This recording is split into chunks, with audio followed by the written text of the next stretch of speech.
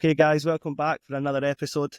You know what, mate? I don't know if I'm going to call it the Warrior Code or what. I'm kind of stuck. So, anybody's got any recommendations? Please leave them in the comment. Anyway, we're back with another episode, and we have Matt Edwards here. Can you sort of explain who you are, your age, where you're from? I'm Matt Edwards. I'm 26 years old or young, and I'm from Portsmouth down southwest.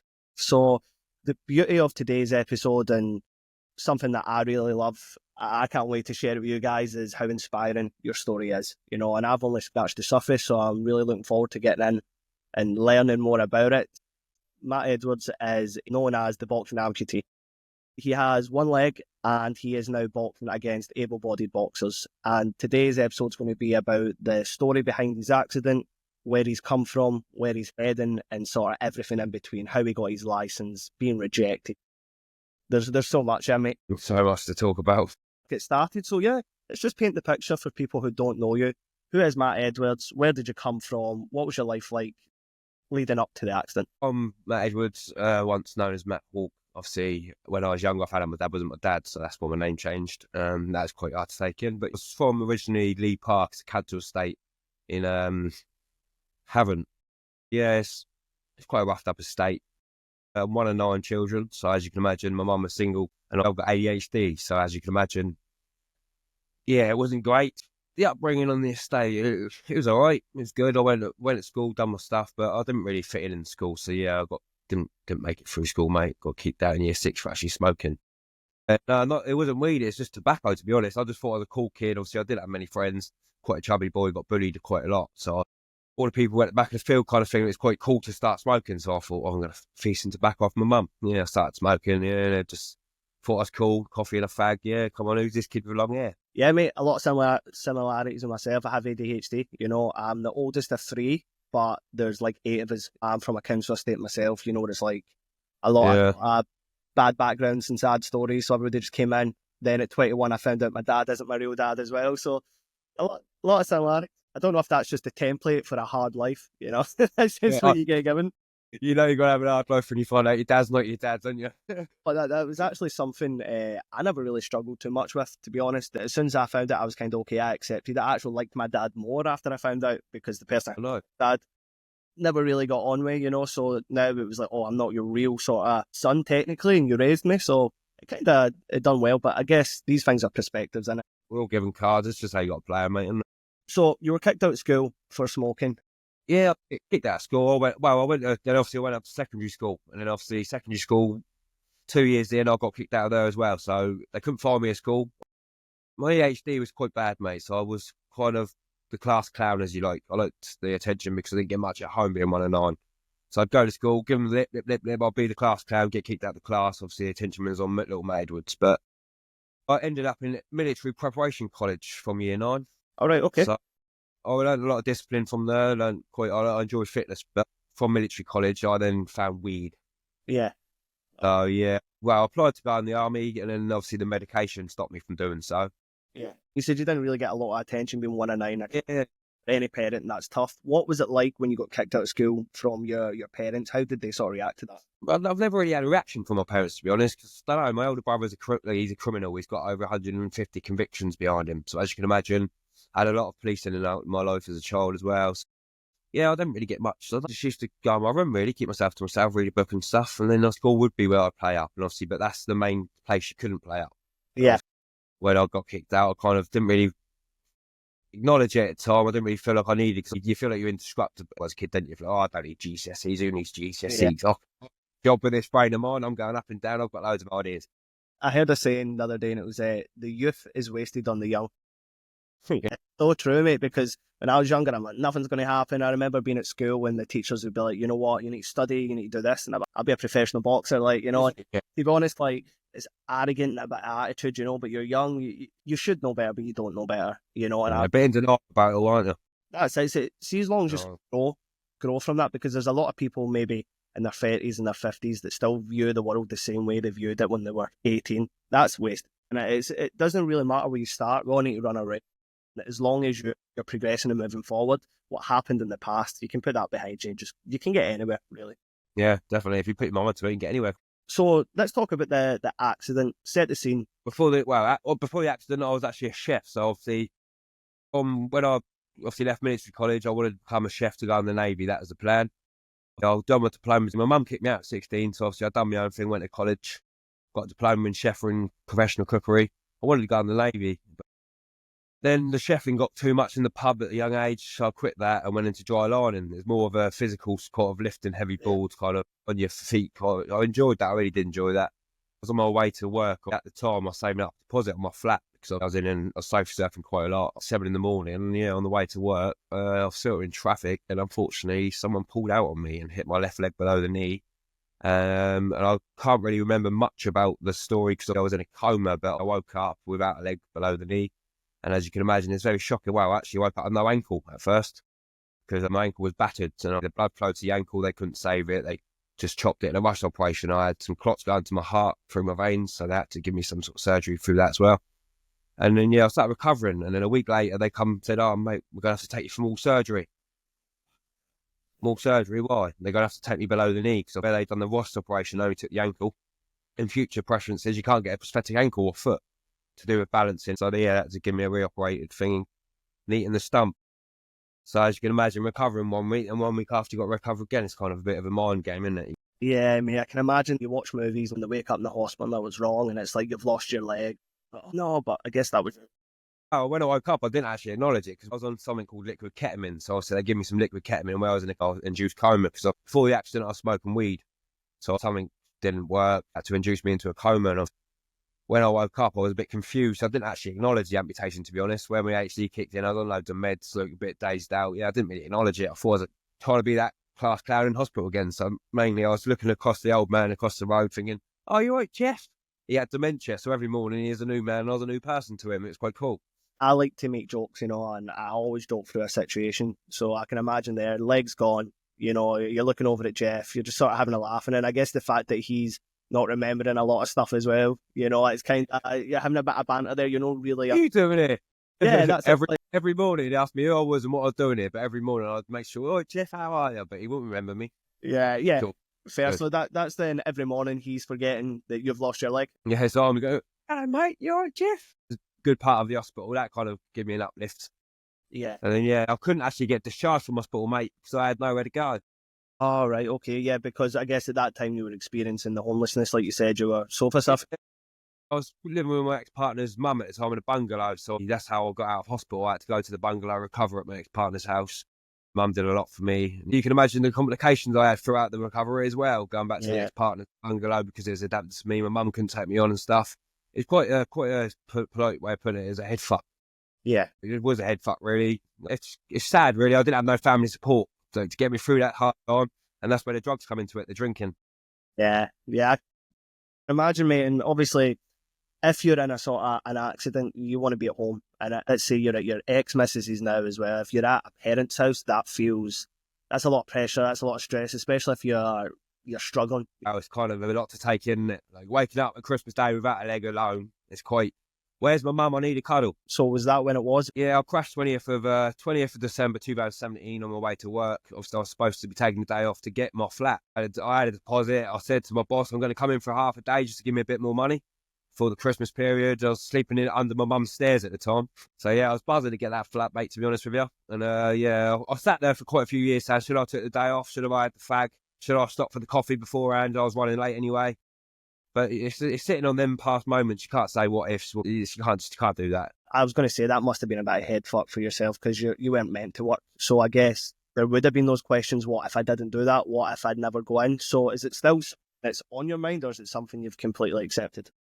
I don't know. I'm catching up with it because it's only been 7 years, and the first 4 years were an absolute nightmare. You can imagine how it was being homeless with their leg and everything, trying to get a recovery place, going back to your ex-missus' mum's house, trying to find my feet, whatever you want to call it. It was quite a nuisance. And then I started drinking, self-medicating, doing a lot of drugs, finding a lot of fake friends. Yeah. I'd buy the rounds in a pub. Everyone would be like, "Oh, look, there's Matt. How are you?" They wouldn't really listen to my thoughts or feelings, but they'd listen to my bar tab.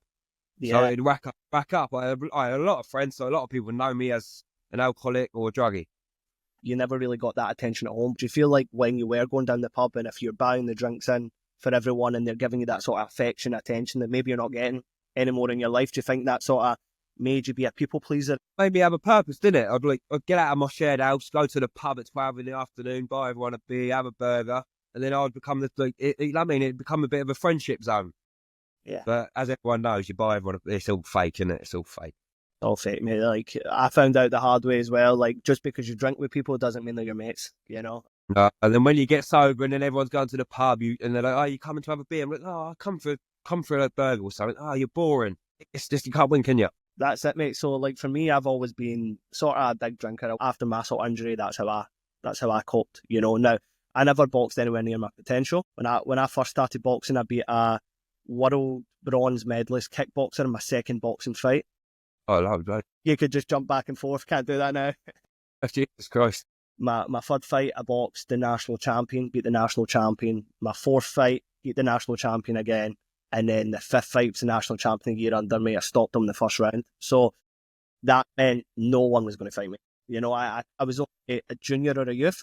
Couldn't get fights against anyone but the best or the GB boys. And I didn't even know how to pivot yet. Do you know what I mean? Right. So I wasn't ready. You got thrown in the deep waters. That's it, mate. I'd kind of overachieved early, had to take some losses first. But then as I turned senior is when I got injured. And back then there wasn't really big opportunities and trips like you see them all doing now. Do you know what I mean? That was hard to take. So I went out, I drank a lot. I probably made a lot of the same decisions that you made yourself. And it feels normal. It feels good at the time. But like you said, when you come off the drink, you're alienated completely. Yeah, life's better sober, mate, innit? Mate, so much better. In the beginning, nah. So if anybody is, you know, paying attention in the beginning, not drinking is awful. But when you get to a stage of your life, you're probably the same where the hangovers, you can't do it anymore. Do you know what I mean? So you're waking up on Saturday, fucked. Sunday, the same. Monday, feeling like crap. Tuesday, getting back into it. Wednesday, you're ready to go again for the weekend, and you stay in a horrible state of mind. Yeah, it's just a vicious circle, mate, isn't it? I don't actually think I ever felt hungover. I don't have cocaine, so it used to keep me on a sober level. So it used to keep me up. So obviously I wouldn't get that down because I'd be up, and then if I got the down, I'd be up again. It's just that's an even worse circle. It took a while, but see now that I don't drink, I've not had a drink in not a single one in over a year. I never drink at all.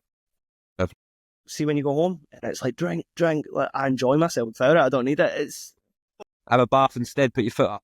Yeah, mate. That's it. People think you're the weird one because you don't want to drink poison. Like, yeah, no, it's a go. It's just mad, isn't it?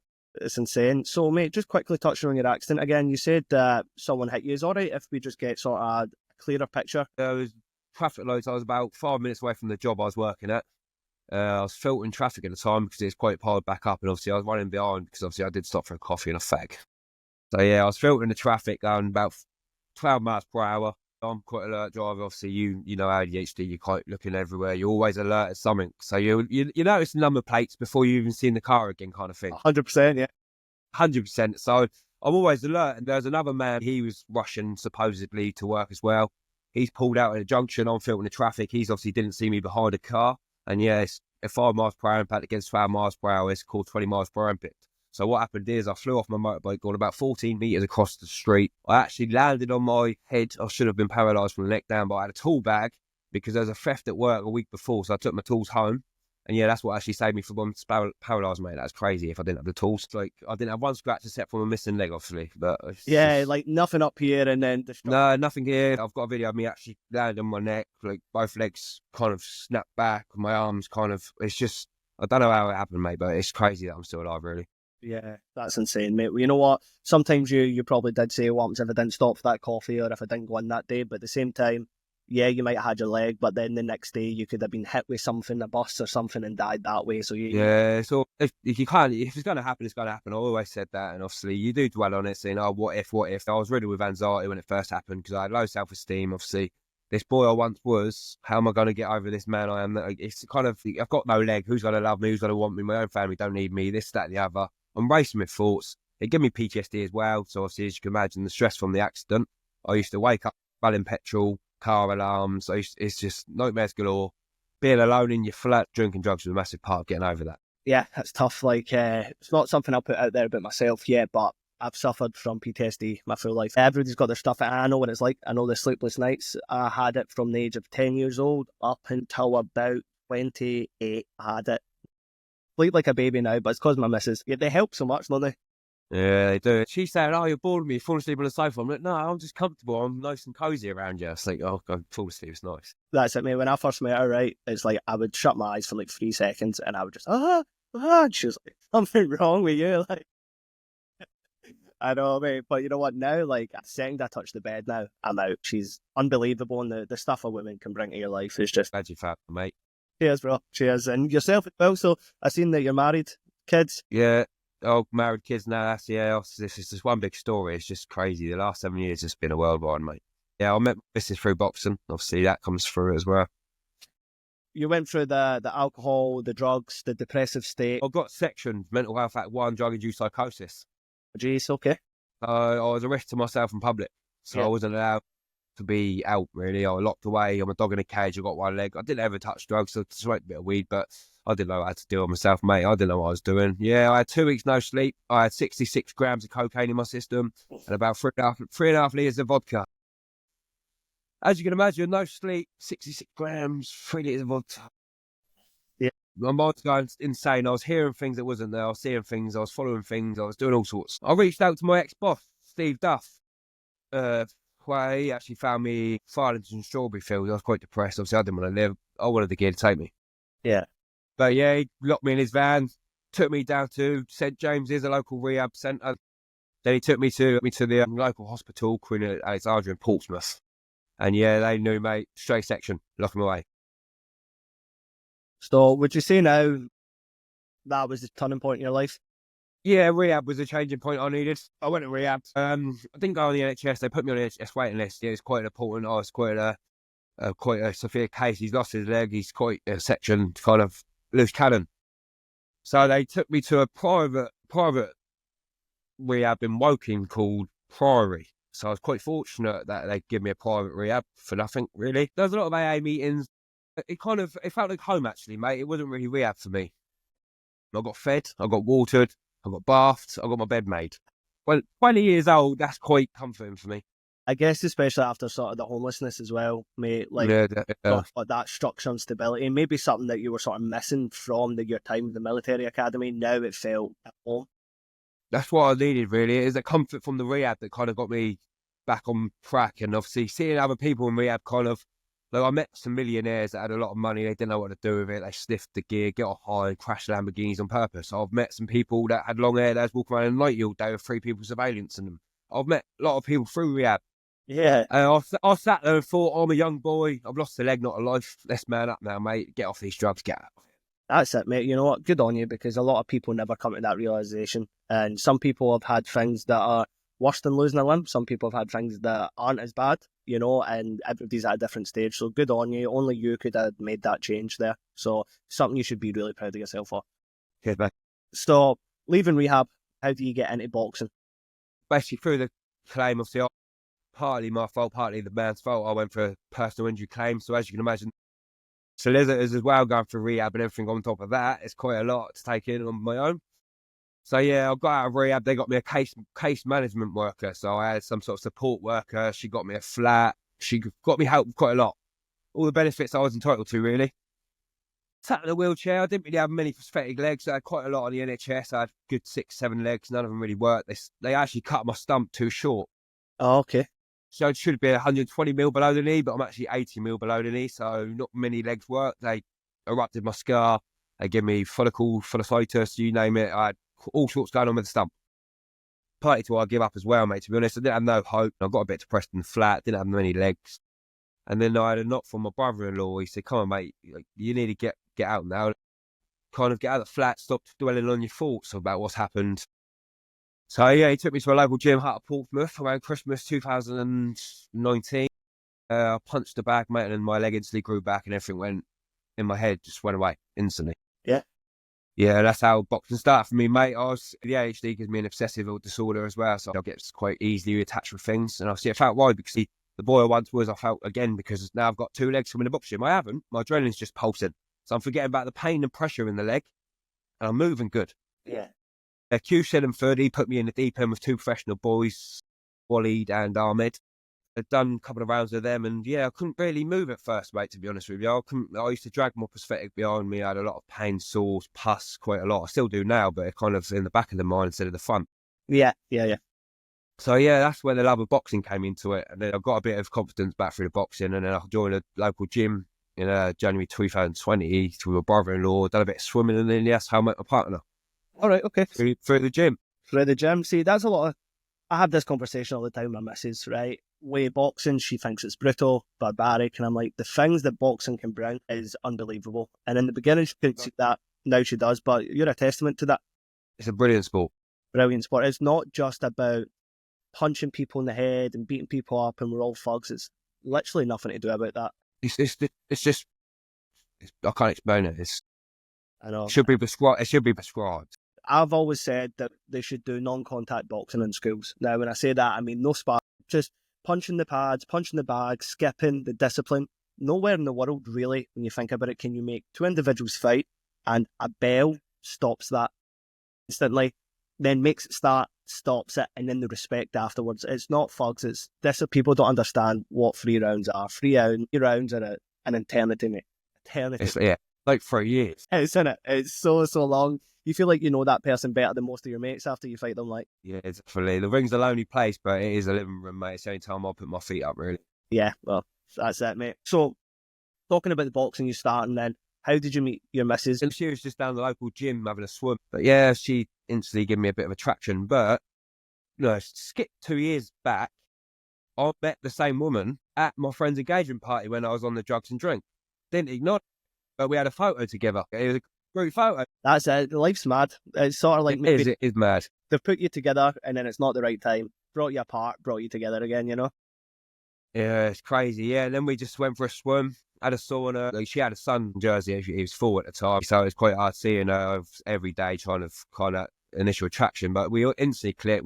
The love at first sight was there, mate. And obviously we started seeing each other more and more. 3-4 months went by and then lockdown come about. Just touching on you's first meeting, I just kind of want to get in the headspace of you for a little bit and just be like, what was that like? You know, someone that's went through the accident like you've went through, the sort of the background you've had, been homeless as well. Like, was there any fear or doubt that you could, attract this type of partner? You know, someone that you're feeling so strong for straight away? Yeah, there's a lot going on really at a time. Where I was on my own in my flat and stuff, I used to think, I'm never going to meet someone, I'm never going to do this, do that. I didn't really have a lot of confidence for myself. Obviously, after losing a leg, I actually kind of took a backspin and I kind of turned that into depression. Yeah. So I would sit there quite a lot, but I don't love myself. Who's ever going to love me? Yeah. But boxing kind of gave me the confidence I needed to kind of approach the woman I met kind of thing, you know what I mean? So if it wasn't for the boxing confidence, I probably would have still been in a wheelchair, wouldn't put my leg on, sit around smoking fags, drinking coffee. Yeah, I just sort of deteriorated that way. You know, I completely get that. I'm the same. Like, I've got ADHD, I've got HFA, high functioning autism. So for me, if anyone looked at me back in the day when I was younger, anyone just looked at me, I would freeze. And I mean that I couldn't speak. Thank you. I for you. I was like non-verbal. I couldn't communicate. And then I was always that way. I came into school and it was, if they asked me to read or see the register, and to hear my name on the register, that was the biggest ordeal every single class, right? So I'm like, oh my God, I'm right there, like freaking out. Freaking out. And then I'd be like, do I see here? Do I see present? And then I would go here and I'd look, all right, I think we're all right. Like, I went on holiday with my mum. You know, I'd been boxing for a year and my mum, and she tried to get a hypnotist to hypnotise me to try and give me some confidence, you know, because like mental health and all this wasn't a thing back then. No one knew about learning difficulties of that. So I was undiagnosed, and to give me confidence, obviously it didn't work.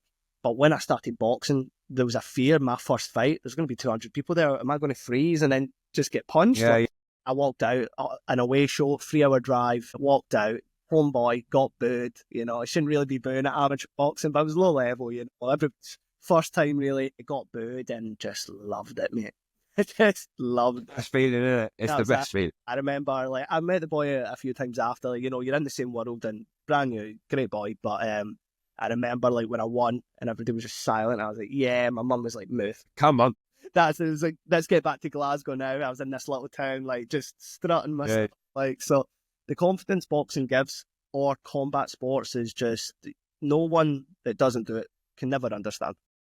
Yeah, exactly. Do you have any advice for anyone who maybe has had an accident similar to yours or completely unrelated, maybe just struggling from confidence, if that's in life or even talking to a partner, have you got any advice for them? Stay strong and never give up is probably the main thing I'll preach now. But I'll talk about it, because like you said, mental health, especially for men, never used to be a thing. So obviously you build your emotions, your thoughts and feelings, you dwell around on them and you put yourself down. But talk, there's someone out there wants to listen.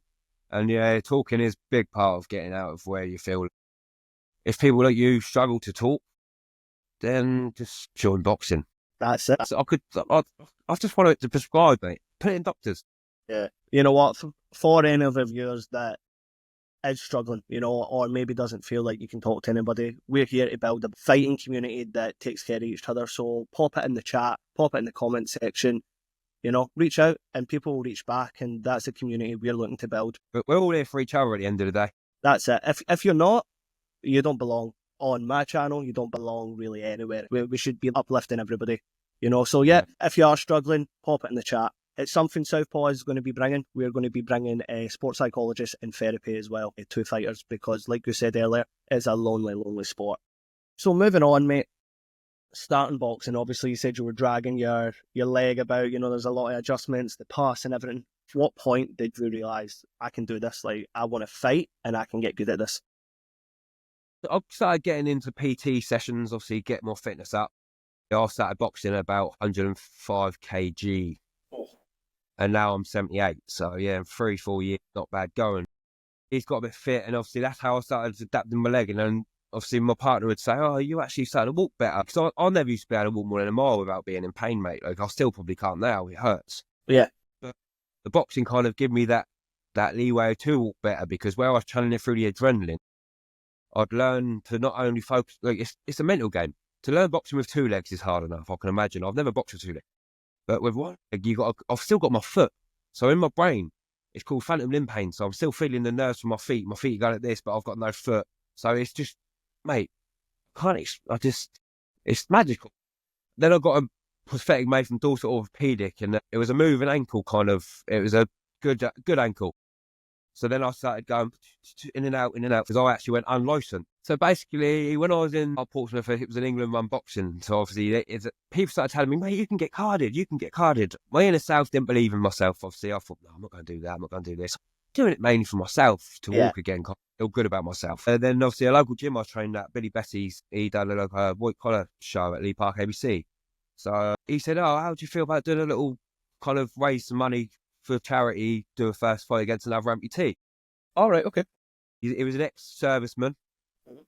He served our country, and I think he lost his leg. He's quite a well-built, muscly man, very, very heavy. He was 16 years on his prosthetic, so he's a good mover. I was only boxing for a year. Obviously, this man was it's more of an exhibition for me, kind of thing. But to him, he's a competitor. He was coming for it all, kind of. Yeah. I knew what his game was. My anxiety is, like you said, in front of all your people, your first ever fight. I've got 1 leg, so people were double looking at me anyway. Yeah. It kind of helped him being an amputee, so I kind of took the pressure off my leg, because he had a leg too. So yeah, I walked down the stairs. He got the lift down. I actually walked down, because I was people were like, sit still, mate. I'm like, I can't. Yeah, so much energy, mate. Yeah. So much energy, moving about before I've even fought. So much energy. First bell goes, 16 seconds in, 16-ounce gloves. Boom, I've hooked him. Dropped completely to the canvas. Boom. Bing, ding, ding. I've won 16 seconds in the first round, my first ever fight. I can only imagine, you know, that feeling, first fight, 16-second knockout. How did it make you feel? I was on top of the world, mate. My leg didn't grow. I had 5 legs at this point, mate. That's it. It made me on top of the world. I thought, wow, I'm doing this and I'm doing it. But it's just a wow moment. I went to do another fight, obviously. It was that luck. I started twisting, then I went on to a fight. Yeah, like you start thinking, was it lucky shot? Was it a good, like, because you do get lucky. Yeah. You do get lucky. And yeah, so I went on to another fight, but this time he had 2 legs. Okay, so able-bodied. Able-bodied, because there wasn't another amputee that could match me within the boxing world, actually. Because obviously Mike Lewis was quite a well-established boxer on his prosthetic leg. Yeah, so I went in to do another fight. I got another TKO in the second round. What was that like then? So obviously, you know, the first fight, you knocked the boy out. Maybe there's the doubt, was it lucky? I'm amputee. When you fought someone who was able-bodied and then got the TKO victory, what was that like? that was the point where it twisted me, saying, okay, I've lost the leg, but I've gained the talent. So I've started putting it into a bit more seriousness now. So I've asked, my coach has got me a better opponent. Every time it's a better opponent. So my first 4 fights, I've had 4 knockouts by TKO. 3 of them had 2 legs. I was undefeated for my first 7 fights. Then I had a draw. I'd done something stupid. December come about. My PTSD was at high. I took a fight. I was 81 kg and my opponent weighed in at 93 kg. That's crazy. Yeah, I've done some stupid stuff like that myself. I've taken a fight on 5 days' notice, had to drop 6 kilograms, had to be on the weight supposedly, and I come in right on the weight, and the boy comes in 2 kilograms over. You know, the things you can actually put yourself through boxing just to fight is insane. I got injured, like I said, 10 years I've not boxed, and I was like, you know what? Recently, I was like, one more. I need to do one more. You know, I'm 30 years old. I want to go out on my own terms. Do you know? Yeah. So what I did was I signed up for a white collar here in Dubai, and the issue with that is no one's got my experience at all, especially in white collar. So they had to go and get someone in to fight me. So I think he was the national boxing champion. I think they say he boxed since the age of 9 or 10 or something. An active fighter, and he's a Muay Thai fighter from Vietnam. But now, I've not been in a ring in 10 years, you know. Since that time, I've done my ACL twice, I've done my meniscus twice, I've dislocated my shoulder, I've not lived the life, you know. So I was like, you know what, I'll get back in it. 10 weeks. So I knew I have like a prosthetic in my nose, so I couldn't really spar. I had 2 sparring sessions against boys who'd never had a fight, 2 or 3 sparring sessions. I then went to Amir Khan's gym and I sparred a boy, body sparring, who your Dogan, he just fought that Harlem Eubank. I think he was up 50th in the world professional. And to be honest, mate, like, it was only body sparring, so you don't know, but I was pinging it, I was in and out, I was back and forth. This is what I remember, you know. The class stepped up, so I stepped up. Oh, nice. Honestly, feeling unbelievable. I'm like, this boy's top 150 in the world, bang. He stepped round the side and headbutt, heard my nose snap 2 places, you know, 2 weeks before the fight. That's yeah, it's God's way of saying you're not doing it, mate. I went a side corner. I was raging for my hamstring. And my missus said, can't fight. And I don't know if there's something that's in certain people, but I was like, I'm fighting. I don't care. So I went ahead into 20-minute ice baths every day just to try and recover. I actually got surgery 6 days before the fight to fix my nose. And 6 days later, I walked out main event, thought, it was a close fight. So I used to box at 54 to 60, right? And I boxed this boy at 80 kilograms, I believe it was. He's not boxing either. He was a unit, man. This is a big guy I've seen, right? He was big, but with a lot of boxing experience. Well, you know, a lot of those like Asian fighters, they're fighting every week. I went to Thai, I'm Austrian. Jesus, they're animals. So the thing was, mate, I had a lot of timing issues. It's millimetres in it. If you're not done it, I had a lot of issues, no sparring, but I went in. I won the first round pretty comfortably, I feel. My first punch, though, nose went, so the breathing was an issue. I believe I won the second round, closer, but I believe I won it. And then, to be honest, I came out for the third round, hit him with the right hand, dropped him, right? Ref jumped in, no knockdown, slip, all this. And then nothing. I was so exhausted, I don't remember anything. Now, I've watched it back, put it on me the last round, didn't beat me up or nothing, but pushed me back, throwing big shots, and that was it. I started trying to use experience, and my coach after said, just go to the ground and waste time, because he was Thai punching, so they weren't saying time, so I was trying to waste time, and I was complaining, I was lying down and that, you know, because no knockdown. I was like, getting back up slow, and then right at the end, stupidly, he hit me with a good punch, and I was like, let's go. Hit me with another good punch. I was like, let's go. And I jumped in and he Southpaw hook, pulled me down, and I got a count. So I won 2 rounds, lost 1 round, leveled it up, and he got the decision. You should have got the win, but you won anyway. You know what? It's my own fault. It's my own fault. Like, if you're exhausted and this and that, injuries, like, you're inviting the opponent on. Do you know what I mean? But it was great. It was great to get in there. Not how I wanted it to finish, but you know what? We move. It's that chase of not necessarily the fight. We don't listen to our bodies. We don't. That's one issue with fighters. Listen to your body, because pay for it when you get older. I'm in my 30s now. I'm paying for a lot of those weight cuts. A lot of those times I was drinking alcohol when I'm fighting a few weeks later or a week later, and you pay for that running through that injury. Don't do it. Take care of your body. Yeah, yourself. You know, Right. So let's talk about when you got rejected with your license. What was that like? Well, yeah, so I was 8-1-1 in the unlicensed circuit, and then I got carded with England boxing. So I passed my medical fit to box by one of the top known, well-known doctor. A few months went by. I was getting told I was on the home show, this, that, and the other. And then come about that I shouldn't have been carded by England boxing because dated rule from the 70s or something, if I can remember correctly, is to hold a BCR 1 card below, you need 2 heels mid-present on both feet. So pretty much they said if I had no toes but 2 heels, I could box. But I've got a prosthetic leg and it's not a rule that's going to change anytime soon. So see you later.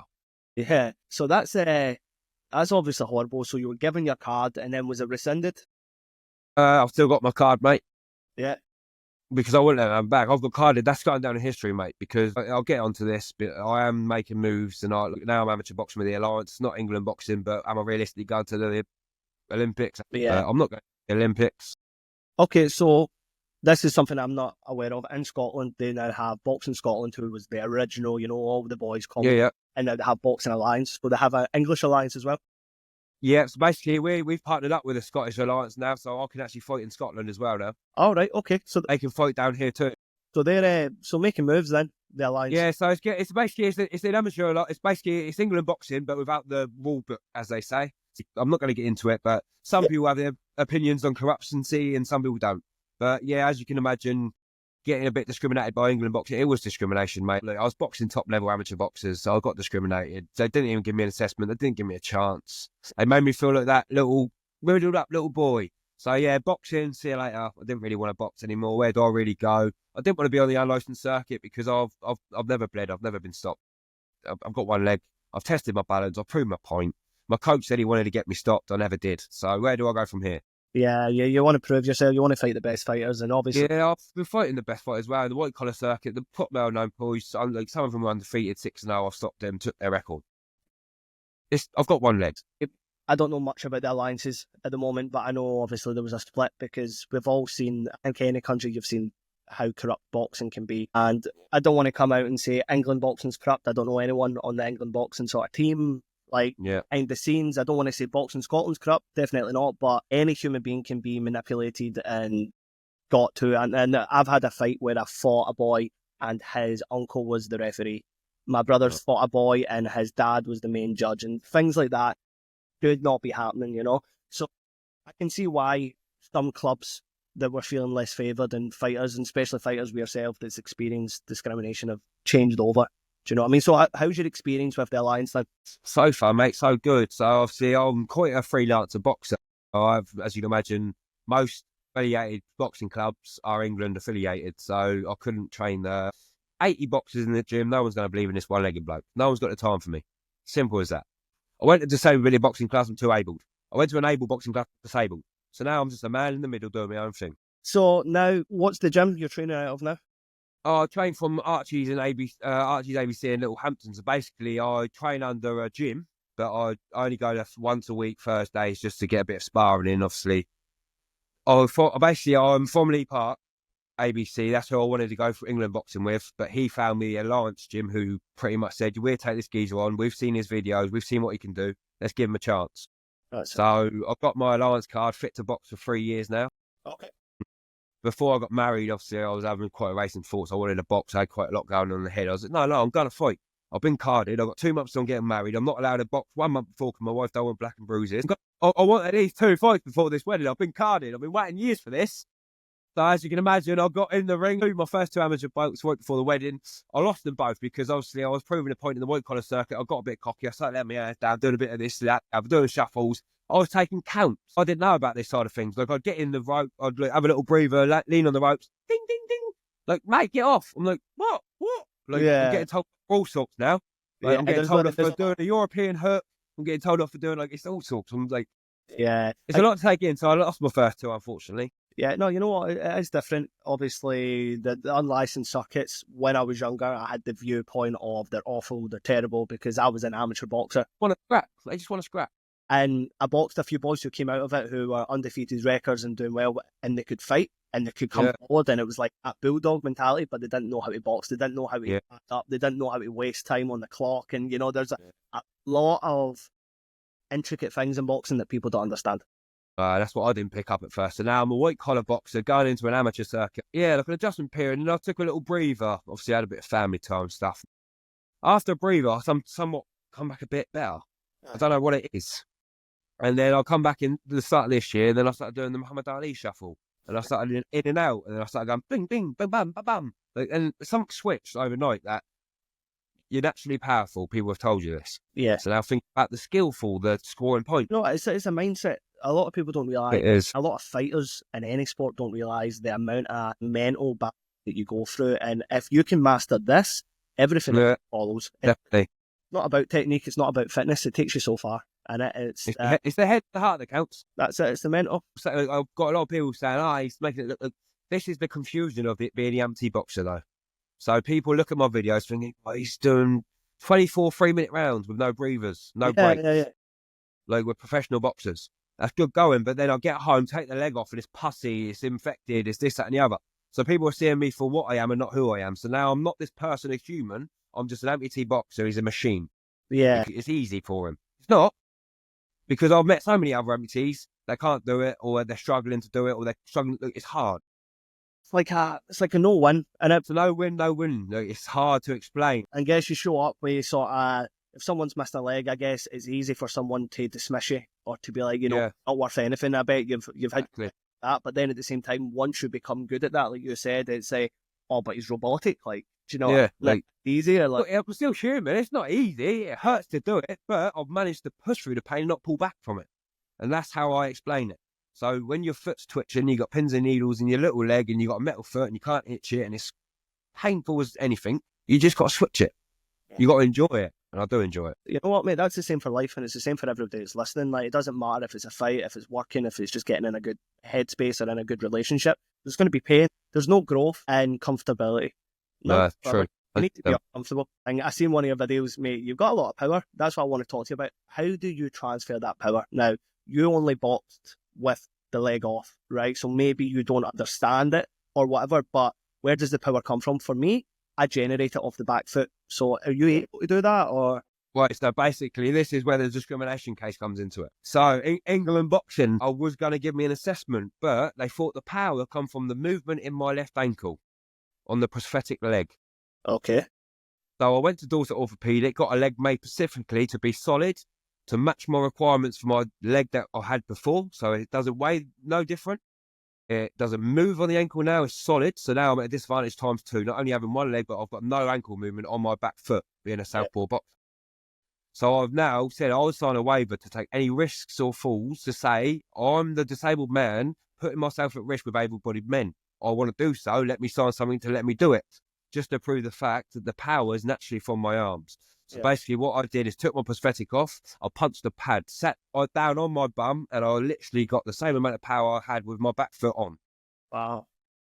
So it's from the feet, it's from the foot, it's genetic. I'm obviously born powerful, I'm resilient to bounce back, but now it's mainly all on this front foot. This is how it comes into it. I'm allowed to box because I'm a Southpaw boxer. I'm not balancing on my prosthetic leg, which puts me at risk. If I was an orthodox boxer, and my front foot was my prosthetic, I probably wouldn't be able to box.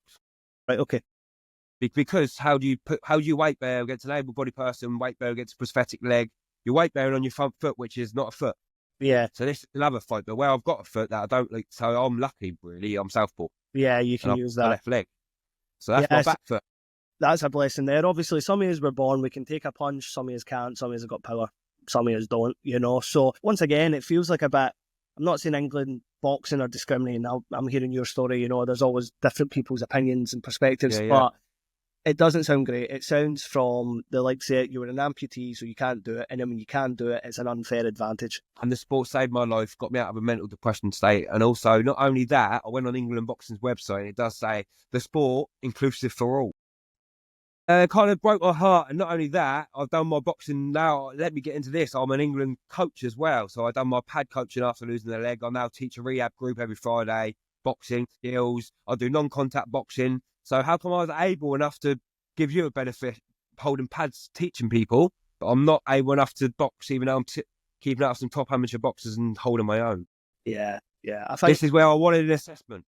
Yeah. That's it. From an outsider's perspective, I think maybe it's more about the legality of it as opposed to Frustration.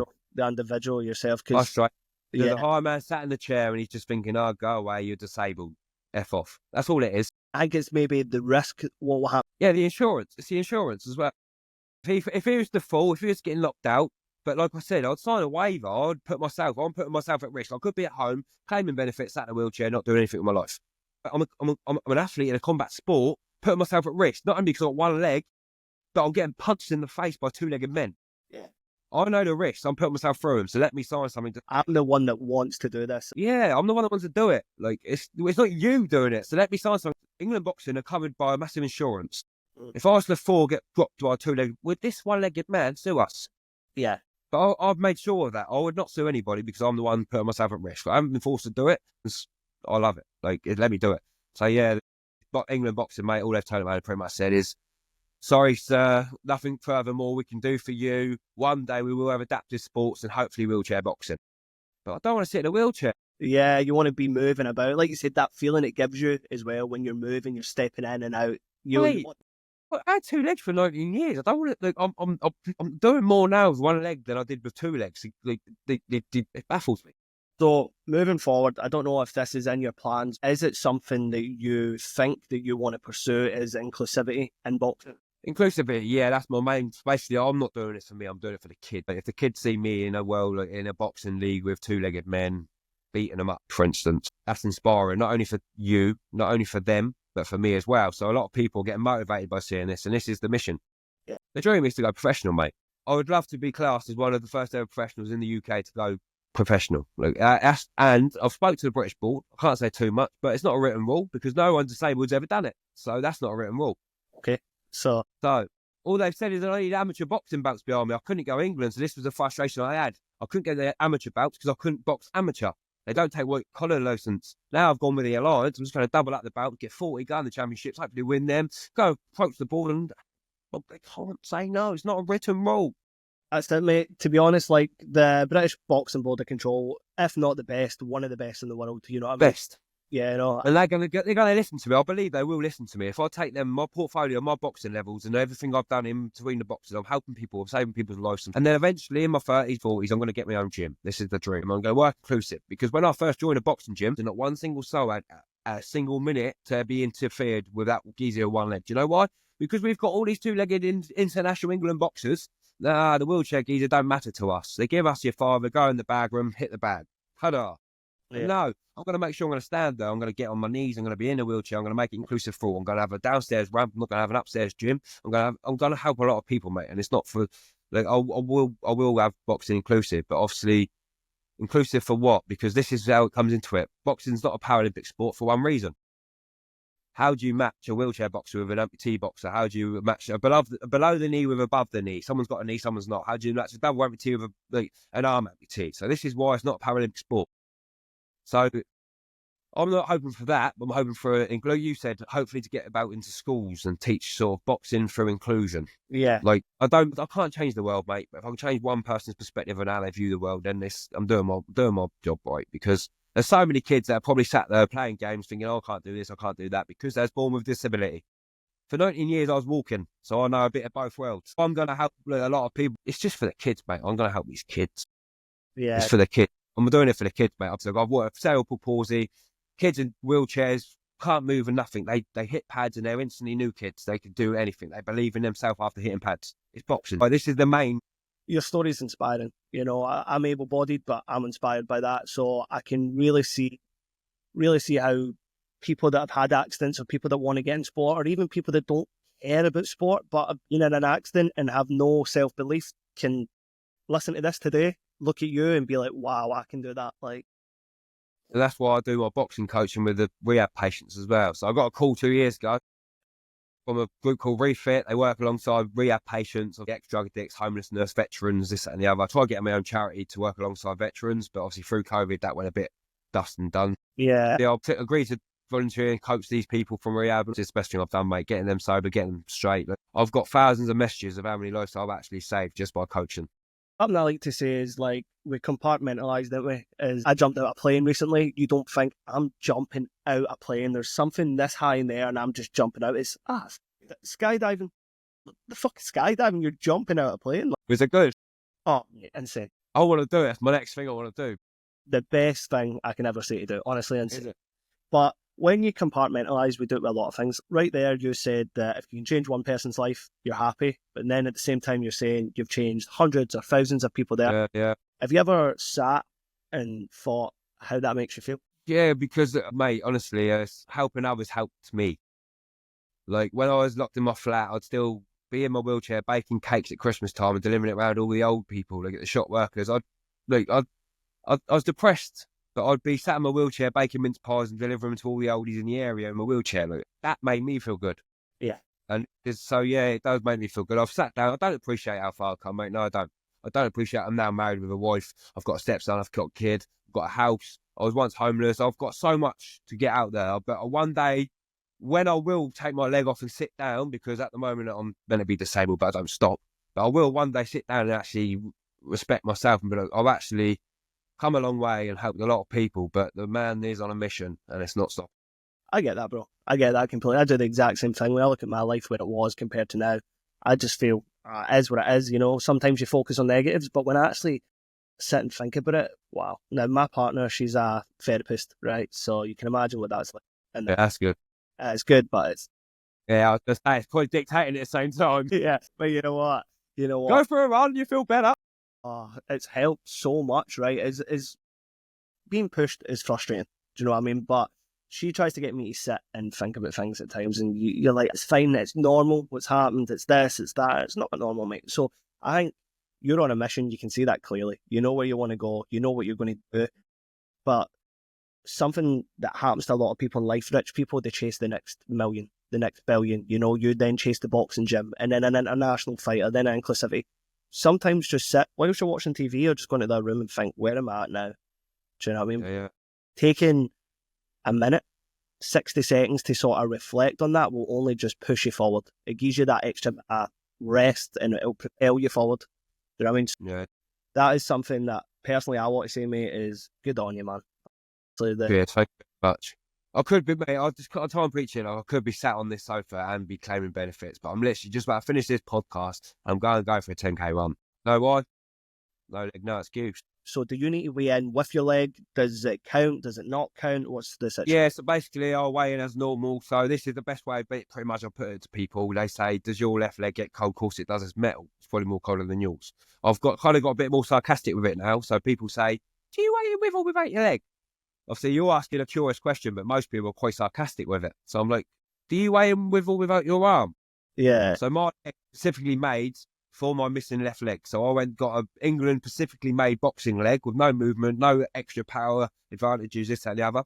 So if you was to get my left leg on a scales and then my prosthetic boxing leg on a scales, there'd probably be about 0.001 millimetre difference in the weight.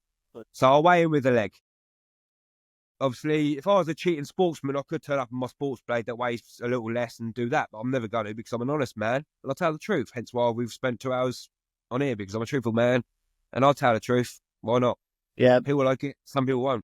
That's it. So I guess obviously with the sport, we're trying to be inclusive as possible. Now, if you're able-bodied or not, people are cheating the system. You know, we see all the fighters, all the drugs, people are going to do that. So becoming inclusive is something that obviously you want in the sport and something I think should be integrated. There is measures like that, so that's good that they do make you weigh in on that, because that makes it fair for other people as well. Yeah, definitely. Because basically my fight is I want inclusive boxing to be inclusive, but I'm kind of proving the inclusive side of thing can be in the main. So don't see my disability before my talent. So I don't want to be an inclusive boxer. I want to be an able boxer on a world stage in Saudi Arabia.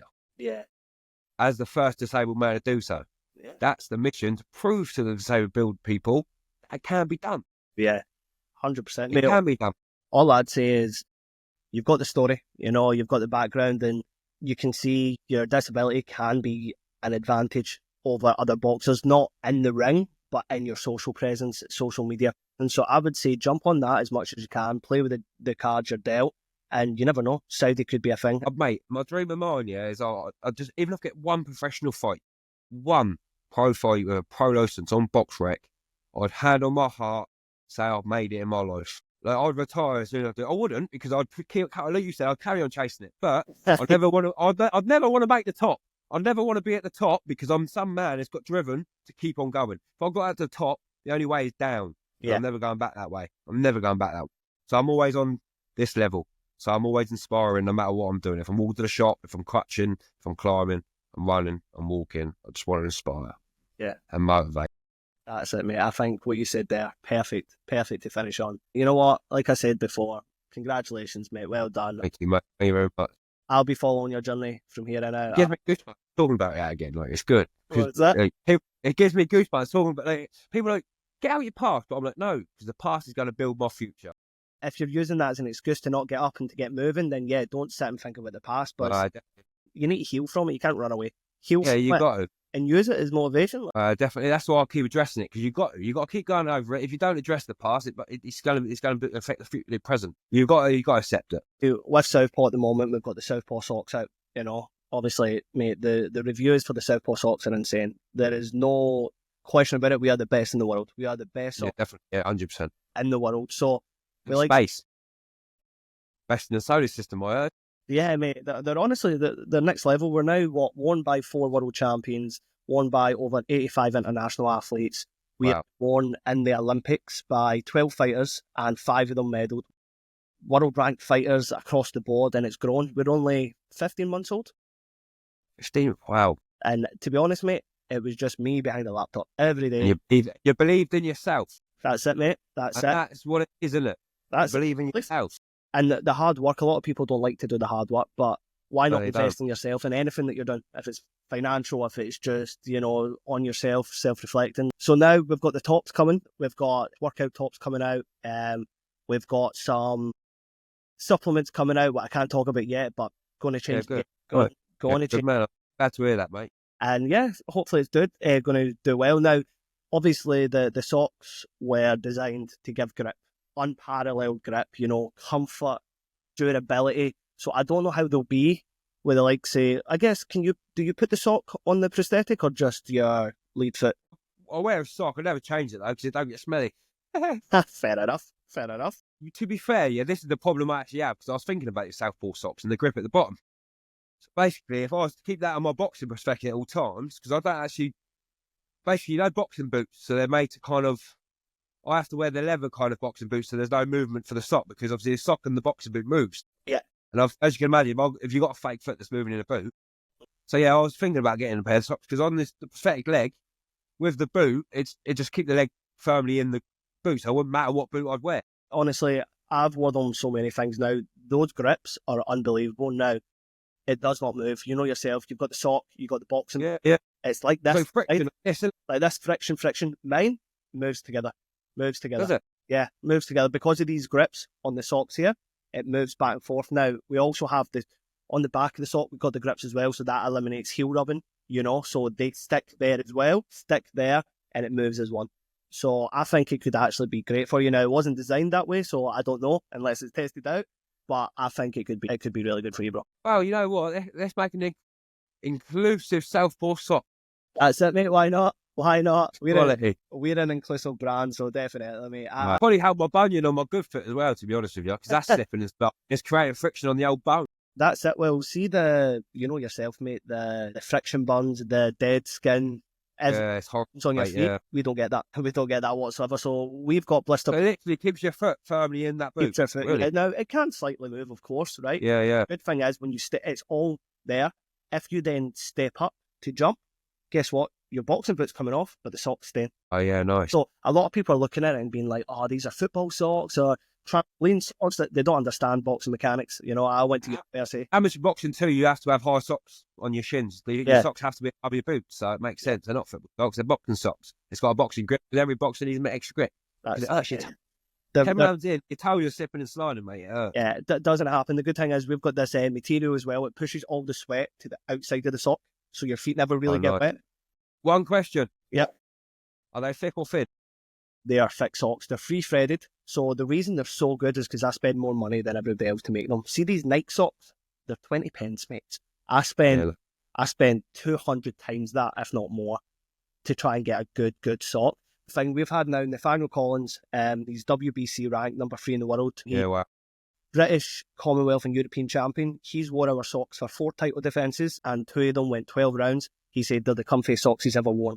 Now, not only him, Connor Butler from England, he wore them. He was the former European and Commonwealth champion, I believe it was, and he went 12 rounds. He said his blisters are unbelievable. He sent me a picture and it was the worst I've ever seen. After his fight, nope, didn't get them. Reviews like that after 15 months, mate, that's some work, isn't it? No, mate. I say, just trying to get it out there. The tough thing is the social media. The thing is, there is no doubt in our mind we are the best in the world, but yet people have got more money. People have got marketing tools and marketing teams, and I'm sitting there. You say bigger brands like Nike, everyone follows Kim Kardashian, and she gets a bum lift, they're getting a bum lift. That's it. It's trying to establish you, but it's like a diamond in the dirt, mate. One by one, you're getting a bit rubbed off, and you're going to be a massive diamond eventually, and it's going to show. I said it from the start, mate. It initially began as just wanting to help boxers with their feet, but now it's everything. I want to help not just box. I want to help wrestlers. I want to help MMA fighters, judokas, everybody. All different sports, yeah. Combat athletes, we are one. Fighting athletes, we are one. But even fighting fans, I want to make it as inclusive, as good as you possibly can. Because like I said, a lot of thieves in the sport, so why not? If I can give you a boost on the socks, a boost with the therapy, a boost with the mental health, a boost with any of these sort of training aids.